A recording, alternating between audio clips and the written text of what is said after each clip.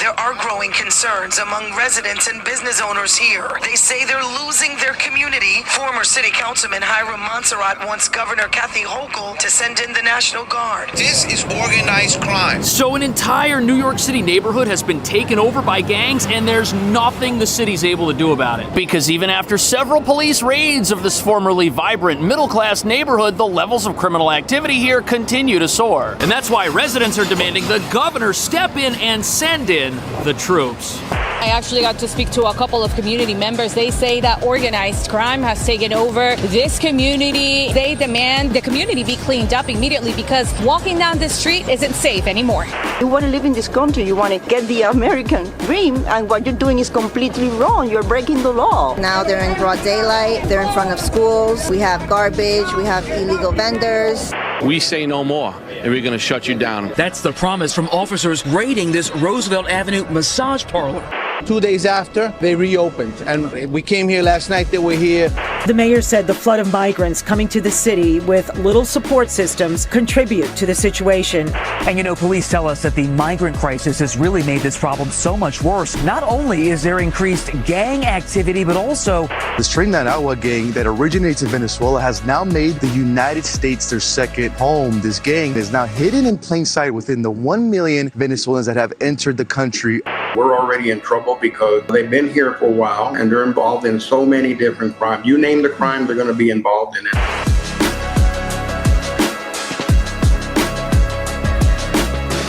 For months, crime in a middle-class part of New York has been allowed to surge to levels beyond anyone's control. But even though things here have gotten really bad over the last 2 years, what nobody's talking about is that this never would have happened in the first place if we had laws that punished criminals, but we don't. And the growth of crime here is something critics say is headed to every neighborhood in town if things don't change. And if troops aren't sent in to get rid of these gangs. Because what we're witnessing in this part of town is the end game of every type of crime our leaders continue to defend as non-violent and victimless. Like shoplifting, which we've decriminalized in this state and made a non-jailable misdemeanor, which allows repeat criminals to earn thousands taking whatever they want from any store in town and reselling it, which you'll see happening on Roosevelt Avenue on practically every street corner, with some open-air theft markets set up right by the stores those goods come out of. But that's far from the only type of crime taking place in that part of town 24 hours a day. Here you'll find everything from illegal food vendors operating restaurant-grade kitchens right on the sidewalk, to businesses that look legitimate but sell things they shouldn't and are part of a criminal economy that just keeps growing and growing. Which brings us to the real reason why residents are now demanding that troops come in and get rid of the criminal element in their neighborhood once and for all. The police have been trying to do this for over a year, but it hasn't been enough. Because after they raid a store or a business or a bunch of sidewalk shops, those vendors come back and reopen within hours of the police walking away. And as you're about to see, this system of constant, unrelenting crime is leading to the destruction of a middle-class neighborhood, which should be a warning and a wake-up call to the rest of this city and the rest of this country. But this raises a big question. Why is this such a problem in only one area of New York and not anywhere else? And why do certain parts of town like this look perfectly fine when we've got others near here where the residents wish they were living under martial law?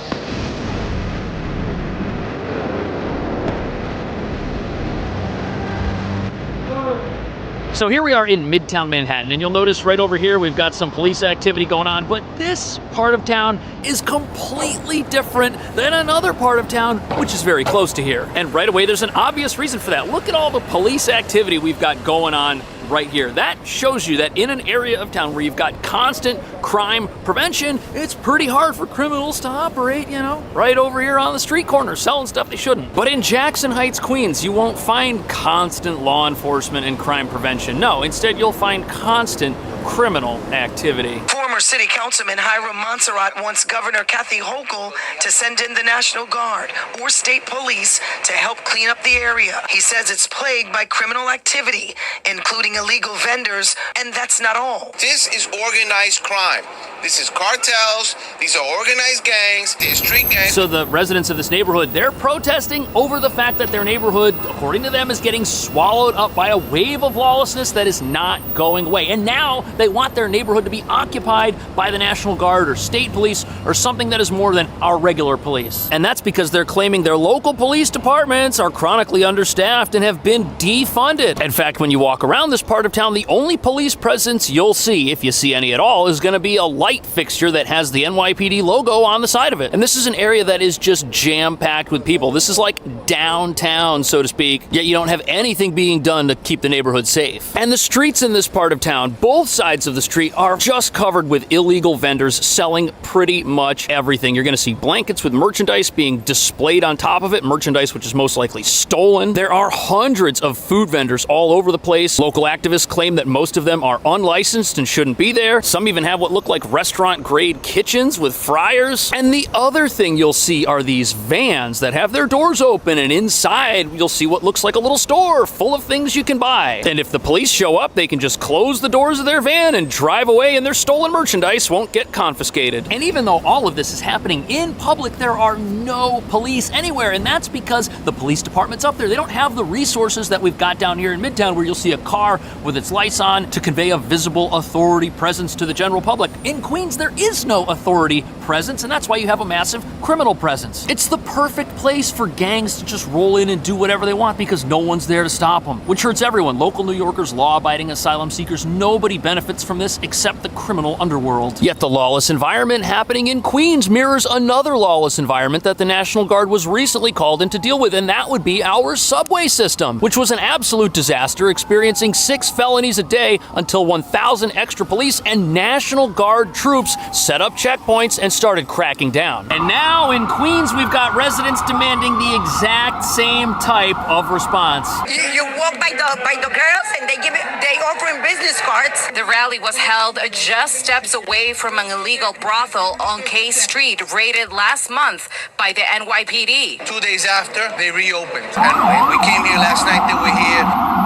So, in this part of town, when things go wrong, there's an immediate response from emergency medical personnel, from law enforcement. Nobody gets away with anything down here like they do in Queens. And that's because when there's a problem down here that requires a police response, they stick around to make sure that the work they did wasn't in vain. In this part of town, if the police shut down your business, they're going to be around tomorrow to make sure you don't try and reopen. But apparently in this part of Queens, once a business gets shut down, it reopens. They don't care. And the vendors on the sidewalks, well, they just wrap everything up and run away. If they're in a van, they close the doors of that van, drive away, and drive back. Nothing stops them. And in many cases, they're just blatantly selling things right in front of some of the stores where those items were stolen. It's absolutely ridiculous, to be honest with you. I can't believe it's actually a real thing, but it is. And the other problem making this so much worse is that even if people are put in the back of a police car, our soft on crime laws typically release them, which means they can go right back to doing what they were doing when they got arrested. And according to local residents, there are so many illegal businesses, when one gets shut down, the others are still operating. They don't see any reason to close. And that just tempts the people that did get arrested to come back because they see their competitors are still open. But before we get into the gang-related aspects of this, it's important to understand that for many years, criminals of all backgrounds and nationalities have been making this part of New York City a nightmare for locals. It's just gotten a lot worse in the last couple of years. And we know this is the case because over the last year, police have been raiding and shutting down these illegal businesses. They've done it multiple times. The news cameras have been there to capture the whole thing, and it still looks just as bad today, maybe even worse than it did before raids that happened as early as just a couple of weeks ago. And you know, police tell us that the migrant crisis has really made this problem so much worse here along busy Roosevelt Avenue.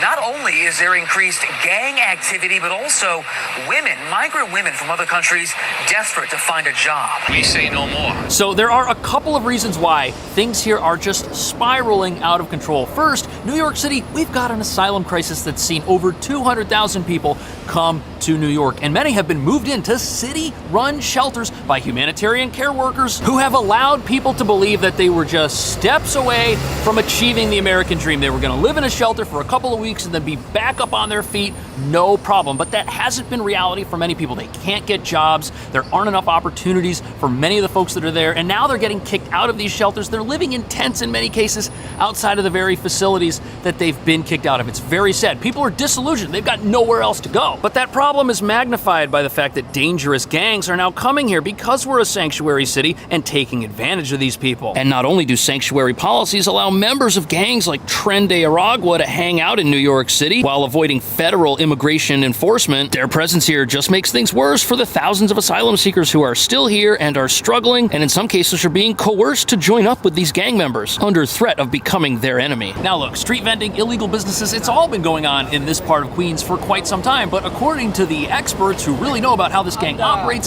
they're so much more dangerous and so much more sophisticated than any of our local criminal groups that once they come to a place like New York, they just move in and they take things to another level. And it's a level our local police departments have no hope of stopping with the funding and resources they have. And when you have a gang that criminologists say is involved in every type of crime, once they discover a city that doesn't have laws that punish crime, you've got a recipe for disaster. And this is a disaster that could spread to other areas of the city, the state, and this country if something's not done about it.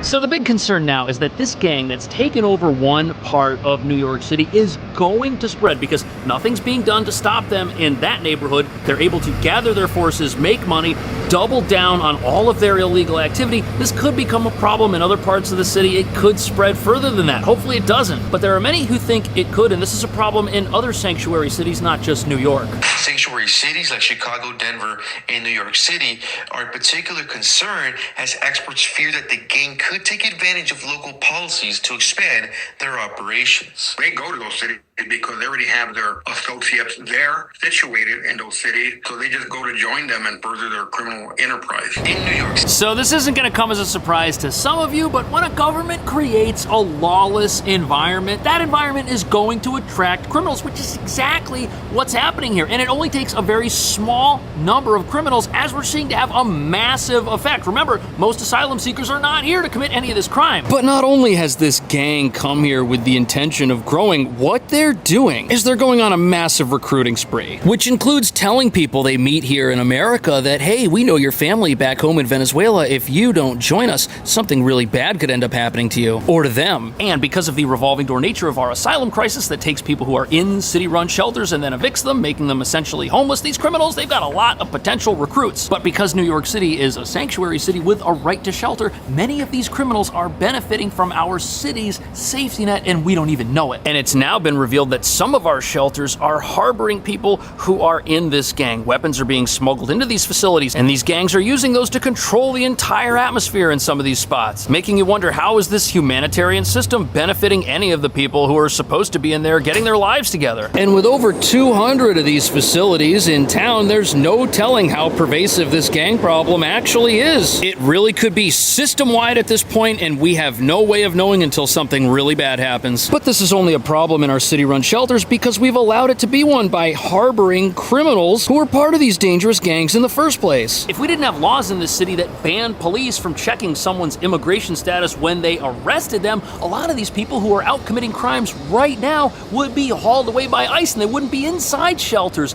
afflicting other asylum seekers with their plans of continuing the crime that destroyed many of the countries people are fleeing right now. In New York City, the gang turned violent quickly. In January, 2 members attacked police officers in Times Square. Authorities worry this is just a start, as the gang has been linked to robberies and So these gang members, they started off the year with a bang when some of their members attacked police right here in Times Square. The whole world saw that footage. The whole criminal underworld then realized that, hey, we can do this and get arrested and then get released, because that's what happened, with the majority of those criminals being released without any bail and then going on to get rearrested again for other crimes, which they were then released for. And this policy of releasing people who commit an offense for the first time according to your criminal records in your city, that might be great for somebody who isn't part of a gang. That might be great for somebody who may have made the wrong choice once and intends to change. But gang members that have a criminal past, they love laws like this because they don't have any intention of changing, and policies like this allow them to do what they came here to do over and over again. So not only are they never going to run out of members once they recruit them, because oftentimes those people get released, they're also not running out of places to commit criminal activity because we're allowing that to happen here as well. And the fact that residents are now demanding the troops be pulled out of our subway and put into their neighborhood to occupy it is a mess of our own making. They need to pay attention to the community where Venezuelan migrants are living, because I guarantee you're going to have Tren de Aragua gang members there there who are also taking advantage of the citizens now. You know, the worst thing about all of this is it's all happening because of policies that were designed to help people and aren't. Not only do we have local New Yorkers who now claim that they're losing their neighborhood, which is just getting worse week after week, month after month, year after year, it's hard to imagine how the people who are in the asylum crisis, who it's named after, how are they benefiting from coming to a country that's turning into the country that they